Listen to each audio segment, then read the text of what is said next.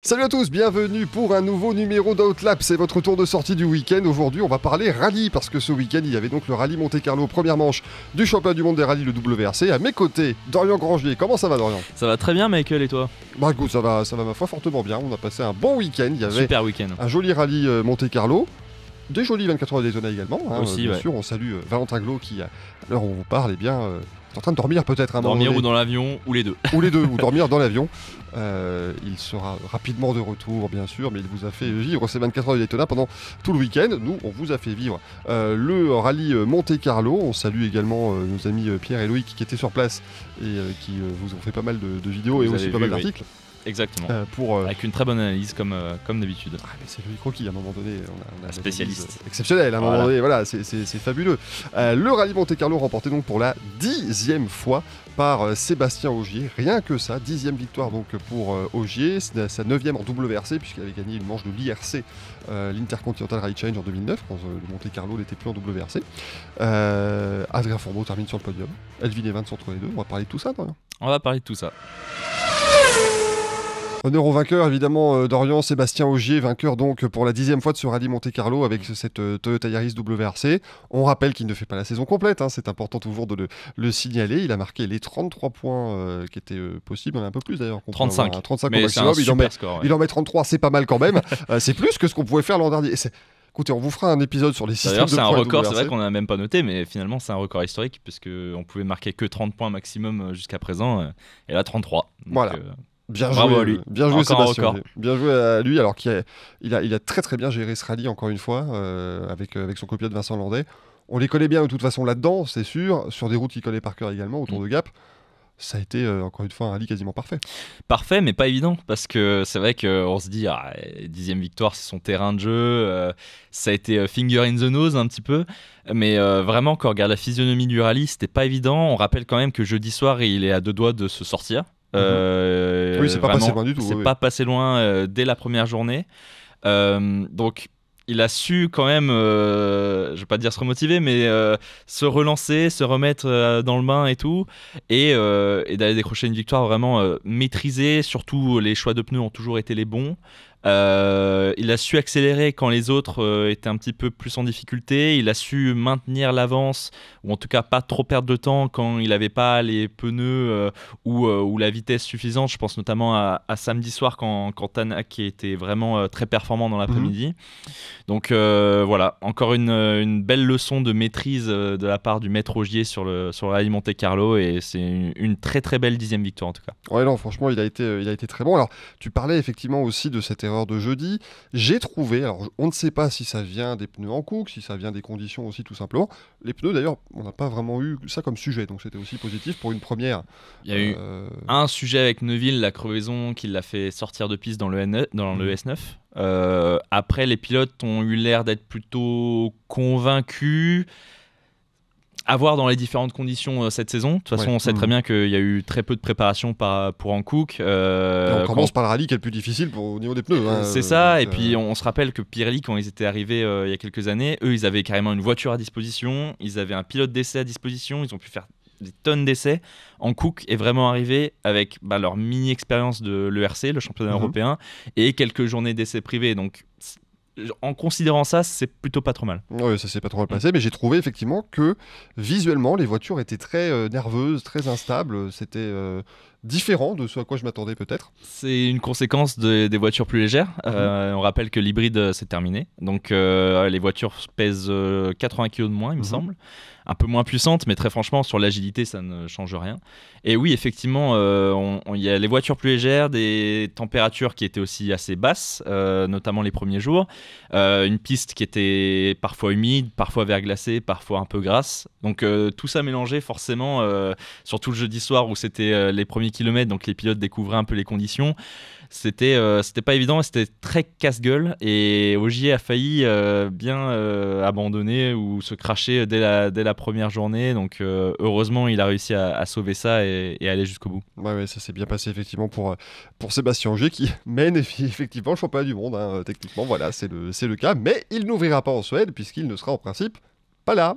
Pas là. En principe, c'est même plus qu'en principe, il ne sera pas là du tout. Il n'est pas inscrit sur la liste des engagés. De toute façon, c'est clair, l'année dernière, il s'est, je vais pas dire sacrifié, mais il s'est donné vraiment à 100% pour que Toyota décroche au moins un des 2 titres.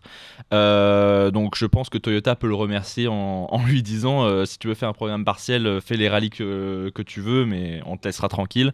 Surtout que cette saison, il y a Rovanperä qui revient, il y a Paillari qui va être dans une sorte d'équipe B, on va dire en formation. Donc il n'y a pas de raison que Ogier fasse toute la saison encore une fois. Je vois beaucoup de commentaires sur les réseaux sociaux notamment qui nous disent Ogier, c'est dommage qu'il fasse pas toute la saison entière. S'il faisait la saison entière, il serait encore une nouvelle fois champion du monde. Il y a beaucoup de conditions quand même. On l'a vu l'année dernière quand il a voulu jouer le titre un peu pilote, il a commis beaucoup d'erreurs. Sans renier le talent de Sébastien Ogier, qui encore une fois ce week-end nous a montré que c'était un super pilote de rallye, mais voilà, on peut pas juger sur un simple résultat, d'autant plus que c'est sur son rallye à lui. Elfyn Evans qui termine 2e, c'est lui qui ouvrira du coup en Suède pour la première journée. Bonne ou mauvaise nouvelle, c'est lui qui nous le dira. Elfyn Evans qui termine 2e avec cette Toyota lui aussi. Bon, j'ai envie de dire, Dorian, au moins il a fait le boulot, il termine 2e derrière Ogier, avec cette grosse bagarre avec Adrien Fourmaux, il a tenu. Elfyn Evans, disons que cette année, il a de la pression en moins, parce qu'en fait, il est pas, c'est pas le leader de l'équipe cette année. Il y a Rovanperä qui est de retour, et c'est vrai que le retour de Kalle Rovanperä, étrangement, lui enlève un petit peu de pression. Dans le sens où on va attendre beaucoup du Finlandais et un peu moins du Gallois au niveau du championnat. Donc je pense que ça libère, ça s'est vu sur son pilotage, ça s'est vu aussi sur le peu d'erreurs qu'il a commis. Il a failli quand même se faire avoir dans la Power Stage avec oui, bien sûr. un petit écart. C'est passé très près de la correction. Mais c'est vrai que Elfyn, cette année, ça pourrait être une année où il peut surprendre, dans le sens où l'année dernière, il a beaucoup déçu. Et cette année... il peut que, je pense, nous surprendre positivement parce que, hélas, s'il continue de décevoir, ça sera un petit peu dans la continuité de l'année dernière. Voilà, mais en tout cas, un super rallye pour lui, bien battu face à Adrien Fourmaux et face à Otanak aussi qui revenait comme une flèche. Voilà, à confirmer, c'est vrai que la Suède, ça va être très compliqué parce qu'il va ouvrir la route, mais on sait très bien que leur championnat, ça se joue un petit peu, on va pas dire un rallye sur 2, mais c'est vrai que quand on ouvre, c'est comme si on faisait un petit peu une croix sur ce rallye-là, et on attendra Elfyn Evans probablement plus sur le rallye du Kenya. Alors après, ce pourquoi il peut espérer aussi Elfyn Evans, c'est vraiment des conditions très froides, pas mal de neige et de verglas, parce que là du coup l'inconvénient d'ouvrir est un petit peu perdu, parce que le rallye de Suède est devenu un rallye où c'est compliqué d'ouvrir parce que c'est devenu de la boue et du gravier, un peu plus qu'autre chose.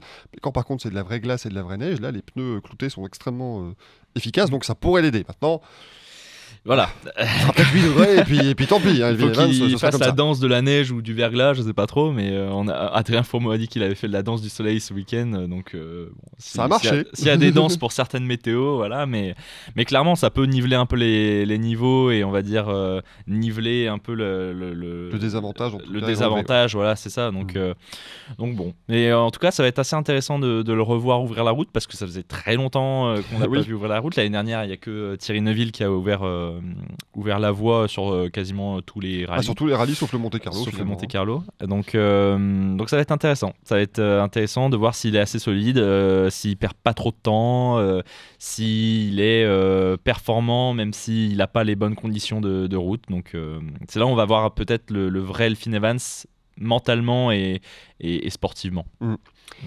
3e place pour Adrien Fourmaux, et ça nous fait plaisir d'une certaine manière parce qu'on est content de voir aussi des Français bien performer et être le meilleur pilote Hyundai dès sa première sortie avec la i20 Rallye 1. Bon, on va pas vous mentir, on était comme des fous à l'idée de voir le Turini fondre, et en tout cas la glace qui l'encouvrait fondre. Bon, ça n'a pas assez fondu pour permettre à Fourmaux de chausser ses 4 pneus super soft, ce qui lui aurait permis de certainement faire un super chrono.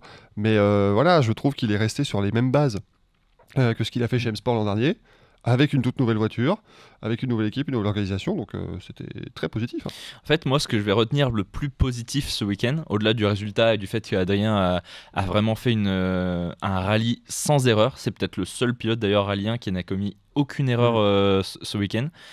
Au-delà de ça, c'est la confiance qu'accorde Hyundai à Adrien Fourmeau et aussi l'indépendance que peut avoir Adrien Fourmeau, notamment sur ses choix. Oui, parce que dimanche, c'était quand même assez osé de partir avec 4 pneus super tendres. Il n'y a que Rovanperä qui l'a suivi un petit peu dans ce délire-là, entre guillemets. Mais ouais, c'était osé et ça a bien failli fonctionner. Très franchement, bravo. Hyundai aurait très bien pu, quand Tanak est revenu un petit peu sur ses talons, dire Tanak, c'est notre pilote numéro 1, on le favorise. Enfin, pilote numéro 1 avec Neuville, mais par rapport au titre, il va être forcément un petit peu avantagé. Et Hyundai aurait très bien pu dire Adrien, t'es 3e pilote, qu'on fasse 3 et 4 avec toi 3 ou avec Tanak 3, ça change rien. Ralenti, on laisse passer Tanak. Et pourtant, non, même pas. Il n'y a même pas eu une seule consigne d'équipe. Donc c'est une preuve de confiance quand même que Hyundai a, que Hyundai n'avait quasiment jamais dans ses 3e pilotes. On rappelle que cette année, c'est la première année où ils ont un 3e pilote à temps plein. L'année dernière, c'était encore le triptyque Lappi, Sordo et Mikkelsen qui a moyennement fonctionné, on va dire. Donc très franchement, bravo à Adrien, parce que dès le premier rallye, il a montré que mentalement, il était présent.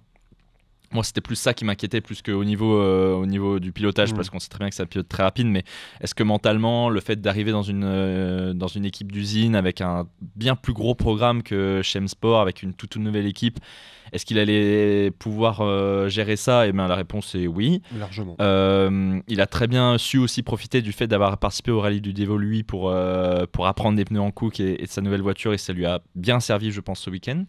Est-ce que j'ai le droit, Dorian, de rappeler qu'il avait dit qu'il avait participé au Super Dévoluy et qu'il a fini Super Démoluy ? Parce que je trouve que ça reste la meilleure vanne d'Adrien Fourmeau, et on a fait les très bonnes. Tu peux, Michael, tu peux, je t'autorise. Mais Adrien, il est connu aussi pour être un sacré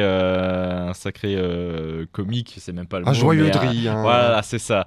Mais ça fait du bien, ça apporte un vrai vent de fraîcheur sur la catégorie Rallye 1. Et puis, on peut lui souhaiter que le meilleur pour la suite. De toute façon, c'est bien parti. Il n'y a pas de raison que ça se déroule mal dans les prochains rallyes. La Suède, ça va être peut-être un peu plus compliqué parce qu'il part 2e sur la route. Ouais.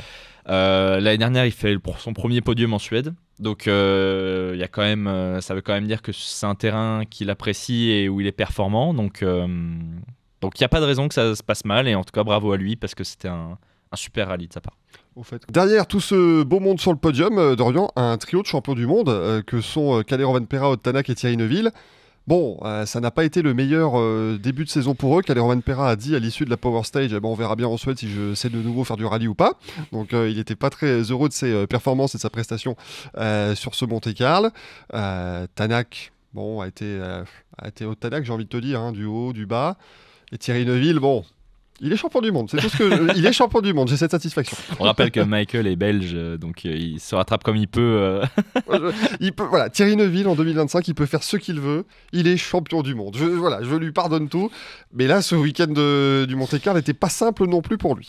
Disons que, on va partir de Thierry Neuville puisque tu lances le sujet, mais disons que son erreur dans le S6 avec le freinage raté et la mauvaise connaissance des pneus vraiment lui a mis un gros coup dans ses chances de victoire. Alors elles n'étaient déjà pas élevées parce qu'il ouvrait la route, mais c'est vrai que cette petite erreur-là, alors après je vais pas aller jusqu'à dire que c'est symptomatique du fait que Rovanperä soit de retour, que Tanak... C'est trop tôt pour juger de ça, oui. Exactement, clairement. Et je pense que même son titre de champion à Thierry l'a un peu soulagé, on va dire. Ouais, il est libéré quand même. Voilà. Thierry, après, il sauve quand même les meubles, il fait 6ème, il inscrit 9 points, c'est pas énorme, mais Tanak en a marqué que 11, Rovanperä devant en a marqué 18.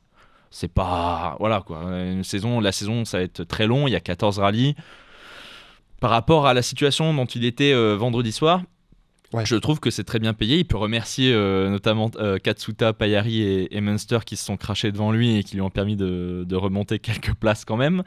Mais non, on sait très bien que le Monte-Carlo, c'est impardonnable et c'est très difficile, notamment quand on ouvre la route, donc ça peut, c'est pas un score ridicule à voir sur la durée. En plus en Suède, du coup il sera quand même dans une plutôt bonne position pour partir, donc là pour le coup il va falloir quand même confirmer. Il faut plus laisser échapper de points, ça c'est sûr que on va dire, t'as le droit peut-être à 2 ou 3 jokers sur une saison de WRC maintenant, mais voilà, faut pas trop les utiliser quand même. C'est ça. Et c'est là où Tanak et Rovanperä, ça m'a un peu pas inquiéter, c'est un petit peu trop tôt. Rowan Perra, de toute façon, lui l'a dit, et je pense qu'il y a quand même un côté où voilà, il a fait du circuit, machin. Je pense que c'est quand même une saison où, au début d'année, il va devoir se remettre dans ce rythme de pilote à temps plein. C'est ça. Et puis Rowan Perra n'aime pas le Monte-Carlo. Oui, il le dira jamais en face, voilà. mais il a jamais été très performant là-bas. Et Tanak d'ailleurs n'est pas un énorme fan non plus. Je me demande il a s'il l'a jamais gagné. Je crois qu'il a jamais gagné. Alors, après. Comme Sébastien Ogier en a gagné 10 déjà, ça enlève pas mal de possibilités pour les autres. Mais je crois qu'il l'a jamais gagné. Et puis c'est là où il avait connu quelques gros accidents aussi. Enfin, c'est symptomatique c'est un début de saison à la haute Tanak où on se demande s'il est vraiment là dès le début à chaque fois parce qu'à mon avis, simplement, il a plus de mal sur le Monte-Carlo. Mais voilà, de voir ce trio à ces places-là, derrière Fourmeau, Evans et Ogier, c'était un peu surprenant. C'est ça, parce que c'est vraiment le trio de favoris, je pense, pour cette saison. Les deux pilotes Hyundai et Rowan Perra. Evans, peut-être que par rapport à la saison dernière, je le mets un petit peu en dessous. Ouais. Donc, mais en tout cas, finalement, je veux pas dire que c'est normal, mais les trois sont relativement proches. Et du coup, personne n'est vraiment gagnant, personne n'est vraiment perdant ce week-end. C'est un premier week-end, il y a les pneus en cook, au fur et à mesure des rallyes, les pilotes vont commencer à les apprendre. J'ai l'impression que Hyundai a un peu plus de mal que Toyota à faire fonctionner les pneumatiques aussi, donc ça va venir. Voilà, mais franchement, c'est vrai que par rapport notamment, je pense que Thierry Neuville s'en sort très très bien par rapport à ses mésaventures parce que. Mais techniquement, il pouvait aussi abandonner dès la première sortie parce qu'il n'avait plus 4 roues qui tournaient. Donc il a eu une amende de 10 000 euros si je ne dis pas de bêtises. C'est ça. Mais il aurait pu être disqualifié tout simplement et devoir abandonner le rallye. Donc effectivement, il s'en sort pas trop mal. Et puis enfin, on n'a pas encore parlé d'M-Sport, mon cher Dorian, parce que comme tu l'as rapidement évoqué, c'est vrai que Katsuta, Paillari, bon voilà, ça n'a pas été au top du top, on va dire, pour les deux autres pilotes de chez Toyota. M-Sport, il y a eu du bon quand même. Grégoire Munster qui fait ses premiers scratchs en WRC. Mais avec ce côté où on peut dire oui, pourquoi il fait ces scratchs là aussi, parce que malheureusement ça s'est mal passé en début de rallye, il s'est retrouvé loin, donc il a ouvert la route et il avait peut-être des meilleures conditions. Mais il faut montrer la vitesse. Voilà, il faut les faire. On est très personnellement, je l'aurais pas fait. Ah non, mais ça c'est clair. Mais moi je te dis, les chronos de la plus petite des catégories, je les faisais pas avec le rallye 1. Donc... Non, mais Munster, il le sait que cette année il doit mener l'équipe et Monte-Carlo, il l'a fait. Alors il y a eu, ça n'a pas terminé comme ça aurait dû. Il a eu un problème dans la liaison le vendredi soir pour rejoindre le parc d'assistance qui lui a fait perdre toute chance de points. Il y a eu son accident en fin de rallye, mais dans des conditions qui étaient quand même assez compliquées.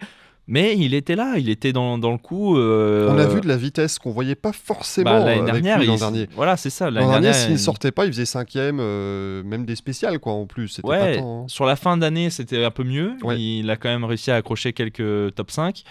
Mais il était toujours loin d'Adrien Fourmeau et on sentait que il y avait quand même une classe d'écart. Cette année, il était dans le lot. Il jouait face à des Katsuta, même le samedi finalement, il roule dans les temps de Rowan Perra.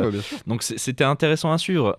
Très franchement, de toute façon, on savait que l'année dernière c'était sa première saison complète en rallye 1 et qu'il y aurait des rallyes où il serait pas trop là parce qu'il découvrait le rallye. Cette année, il a moins cette excuse-là. Et au Monte-Carlo, il a montré une certaine solidité mentale. On sent vraiment que le fait d'avoir été prolongé, ça l'a soulagé aussi parce que la première saison, il y avait forcément un peu le coup près en mode c'était pas performant. Voilà, mais il progresse et je pense que c'est pour ça qu'M-Sport le garde. Exactement. Il y a une marque de progrès. Donc ça, il y a aussi le fait qu'il n'y a personne derrière pour la succession. Bien sûr. Quand on voit McLaren, effectivement, Josh McLaren, l'Irlandais, qui a eu. Il a eu du mal, mais après, c'est des débuts. C'est difficile de juger pour McLaren.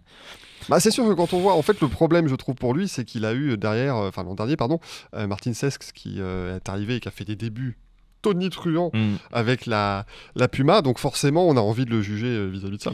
Mais il faut se rappeler que c'est un premier rallye. C'est ça, et puis on lui a demandé de finir le rallye, il l'a fait et il termine 7ème. Alors il y a 9 ou 10 engagés en rallye 1, donc forcément... Ouais, mais derrière lui, c'est que les gars qui n'ont pas fini, qui n'ont pas pu finir. C'est ça, mais il a inscrit 6 points, il a inscrit ses points, des premiers points dès son premier rallye en catégorie Rennes, donc très franchement... bravo. On va pas lui demander plus. On va pas lui demander vraiment plus. Je sais pas. Non, puis il s'est même relativement amélioré. C'est vrai que la première journée, il était vraiment loin. Et déjà, on sentait que le temps de commencer à comprendre la voiture, parce qu'il n'a pas non plus fait beaucoup d'essais, évidemment, avec la Puma. Donc il faut pouvoir réussir à reprendre tout ça. Dorian, je voudrais terminer sur un cocorico.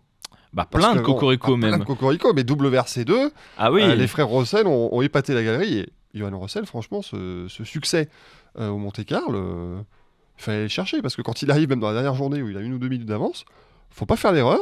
Non, il n'est pas passé loin lors de la Power Stage aussi, comme beaucoup d'autres. Mais Johan Rossel, Léo Rossel qui termine aussi sur le podium. Alors, on explique, donc il finit 4e des Rallye 2, mais il finit 3e du classement WRC2. C'est ça, parce que Griasi n'était pas inscrit, il n'est pas éligible, on va dire, au point WRC2, donc il n'était pas inscrit dans la catégorie WRC2, voilà. Mais juste Rallye 2. Voilà, il était transparent, on va dire, dans ce classement-là, donc il finit techniquement sur le podium WRC2. C'est ça. Et on a aussi Eric Camilli qui a terminé 2e, du coup, donc podium 100% français. En WRC3, un Français s'impose. Si je retrouve son nom, c'est Arthur Pellamourgue. Voilà, donc félicitations à lui. Elliott Delcourt qui gagne en RC4, en RGT Raphaël Astier. Donc en fait, toutes les catégories ont été remportées par des Français et c'est beau. Alors on dira, pas mal, voilà, on dira que c'est un rallye qui se dispute en France et que l'asphalte c'est la spécialité des pilotes français, mais il faut quand même le faire. Voilà, c'est quand même pas simple. Et puis c'est bien aussi pour l'avenir, hein. On en parlait régulièrement parce que c'est vrai que, désolé de vous l'apprendre, mais la période des deux Sébastien va à un moment donné s'arrêter, hein. C'est-à-dire qu'ils vont pas non plus continuer encore 25 ans. C'est ça. On a Adrien Fourmeau, on a Johan Rossel, on a Eric Camilli, on a pas mal d'autres pilotes. On a Elliott Delcourt, je l'ai trouvé vraiment très bon. À 17 ans. Hein. À 17 ans, réussir à faire ce qu'il fait là sur le Monte-Carlo. Bon.